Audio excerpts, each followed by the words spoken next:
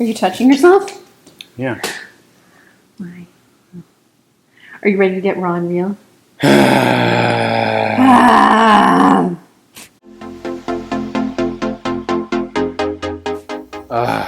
have a microphone clipped in my hair because we're naked. The raw truth. We're about to get raw, naked, and real. We're already naked and we're drinking raw kombucha. Cheers! Raw kombucha. Jack's Cheers, addicted. honey. Now I am too. I mean, come on. Lavender melon. Does it get any better than that? Organic raw kombucha. That's not a flavor, but okay, cool. What do you want to get raw and real with, baby?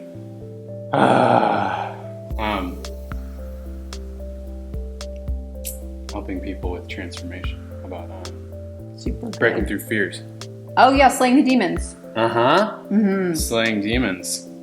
I think the word demon is a distorted version of diamond.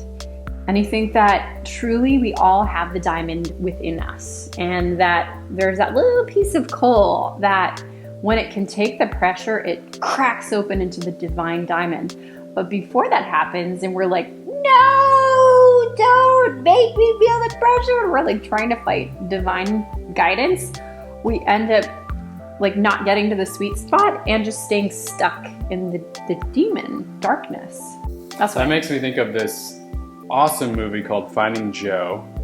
And in the beginning, they tell the story about the Golden Buddha and how I think in ancient times they found this ancient statue and they were transporting it to the main city. And one of the workers noticed a chip on the statue that showed a little piece of gold underneath. And so later they began chipping away at it. And underneath the statue was actually a golden Buddha. What? And so it's the metaphor that what's underneath everything is who we really are. And it's chipping away at all the demons, the limiting beliefs, the fears, all that gunk that's holding us back and keeping us stuck in our lives. So Jack and I, we are twin flames, divine beloveds, future somethings, mommy and daddies, and lovers and all this good stuff, whatever you call that, divine partnership. And it took us a lot of demon slaying to get where we are. And I think it'd be really helpful to share with them what we individually had to slay with our swords. Oh my God. Whew. Did you have any demons? I first had to slay my sexual shame. Oh. Straight up. That was one of the biggest demons I've ever slayed in my entire life. Oh. And with the help of this lovely woman, I was able to go through all of my sexual shame that I've held for my entire life. Yeah, and that definitely was mirroring through my own experience. I felt like on the outside, I had been perfecting my moves and my hair and like this whole act since I was really young, actually. I remember watching 80s movies being like, okay, I'm going to be like this really hot, popular, sexy woman. And I kind of have a little sexy body. It's just kind of how I lucked out, I guess. Big boobs, little waist, nice sized booty, nice legs. I could keep going, but that would be ridiculous. But so anyways, that being said, I had horrible body image. I had like mixed. I was like confident, and then I was like, don't look at my yoni, I look weird, or like, don't look at my hairy legs, I didn't shave. Oh my God, my hair is really frizzy. I would pick out the things that were like the little things that I thought were wrong or not cute. And so how'd that show up in our relationship? Well, I wasn't enjoying myself. Like I would be disconnected from the moment because... What did you do at Burning Man, which was our second date? Why don't you tell them?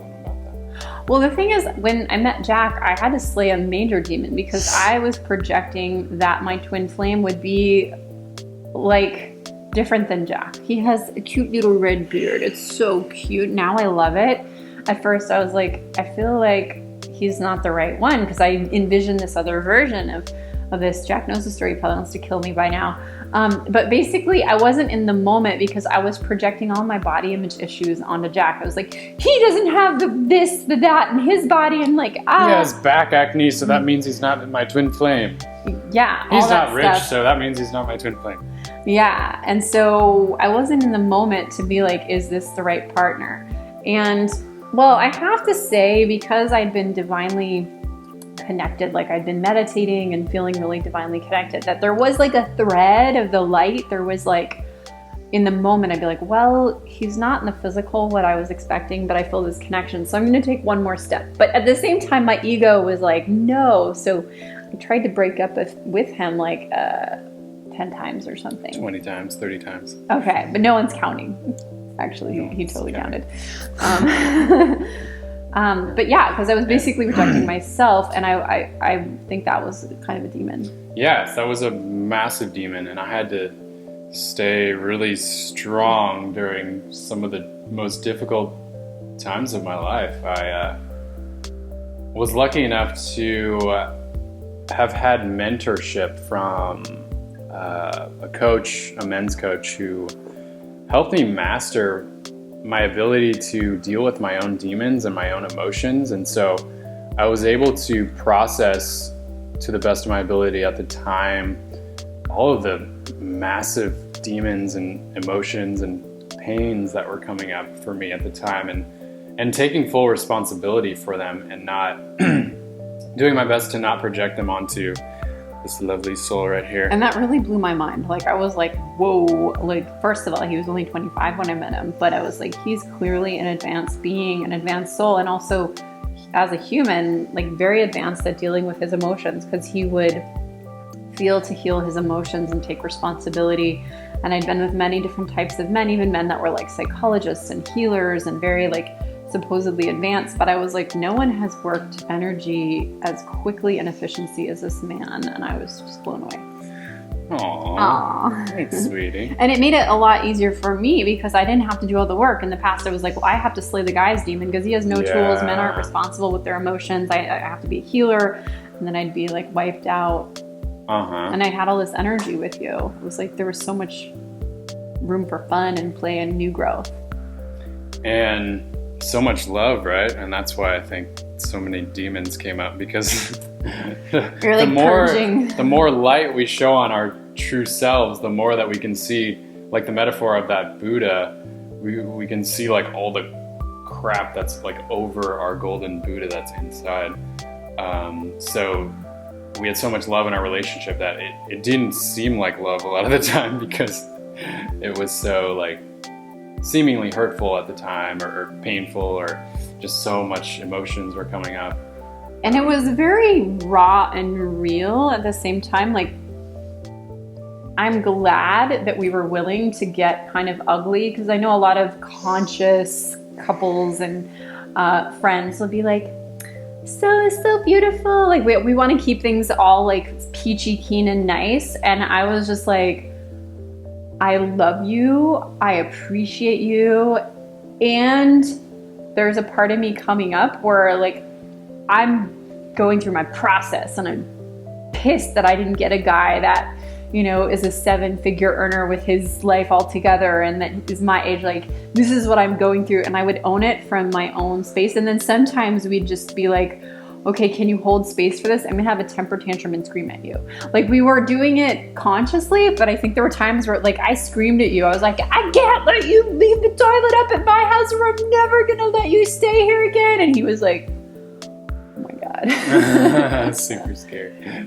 I was just like letting my demon out, because I had not ever done that in front of a man before, and it was like very freeing. And then after that, I didn't really need to do that anymore. Yeah, it was pretty funny. Yeah, you let that out. And it like hit my deepest fear of like, oh, she's gonna abandon me, like she's gonna leave me, like for real.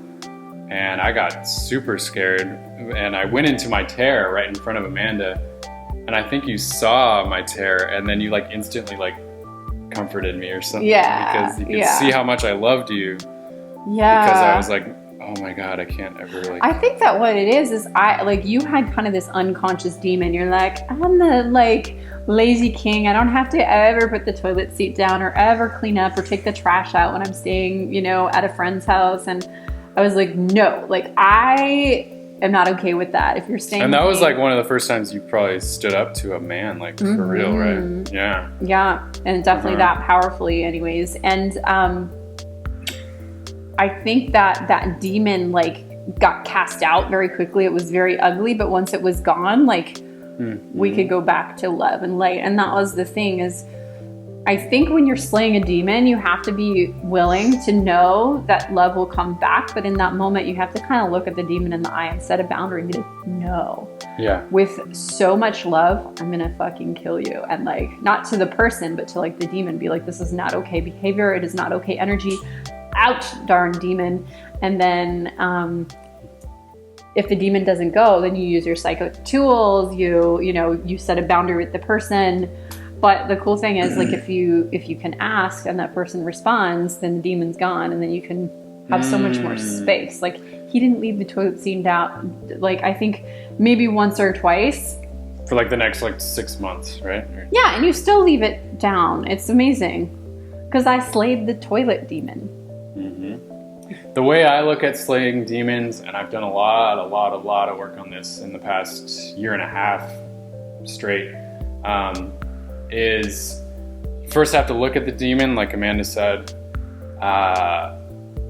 and if you're really ballsy, like be the demon, like embody it fully, and though it sounds crazy, let yourself feel it as fully as possible, and in feeling it, you realize that you're no longer afraid of it, and it actually no longer exists. If you fully feel it, it fully vanishes.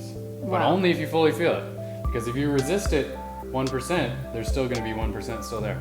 So that's the trick. You might say like, hey Jack, I fully felt it, like I fully felt my feelings, but it's still there. Like what happened? It means that you didn't actually fully feel it. So it takes a lot of honesty to be honest with yourself about that, but fully feel it. If it's not completely gone still, try to fully feel it and keep allowing yourself expand into that. And I just want to add on a little different note. As a background as a shamanic high-heeled priestess, I got trained with the background of shamanism and metaphysical mystery schools, and they taught us how to exorcise demons like using the psychic tools, which at first I was like, does this really work? This is crazy.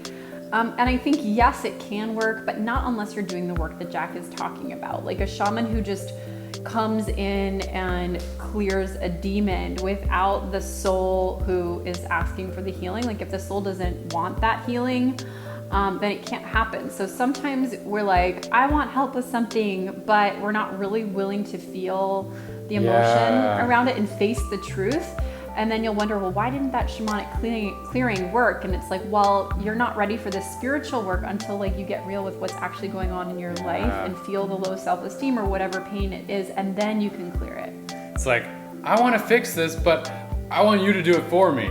That's not how it works. If it does work, the karma is not going to be good later. If you really look at spirituality, that's not how it works. Yes, an example like, let's say at your home, you can have a problem with your TV and have a mechanic and come fix it for you. But if it's your own soul, you can have no one else do that for you but yourself. So that's the number one rule that I think if you want to consider yourself actually spiritual, you must take responsibility for everything in your life, including your own healing that needs to be done. It's no one's responsibility but yours.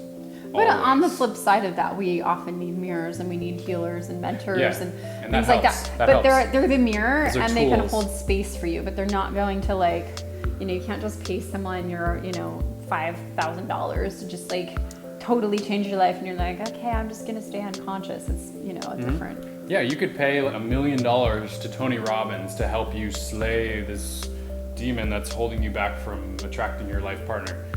But if you're not willing to do the work, like Tony Robbins can tell you everything to do, but if you're not going to do the work that you need to do, and then it's a total waste of time and money. Cool. Yeah. Well, thank you for joining us. I think it's time for you to go grab your glass of kombucha or bottle of something yummy, and we look forward to seeing you in the next video. Go ahead and subscribe and come to the New Moon Rock Cacao Ceremony. Drink kombucha and let life bliss you out. like the video if you enjoyed it. We'll see you on the next one. We were enjoying doing these videos. Yeah.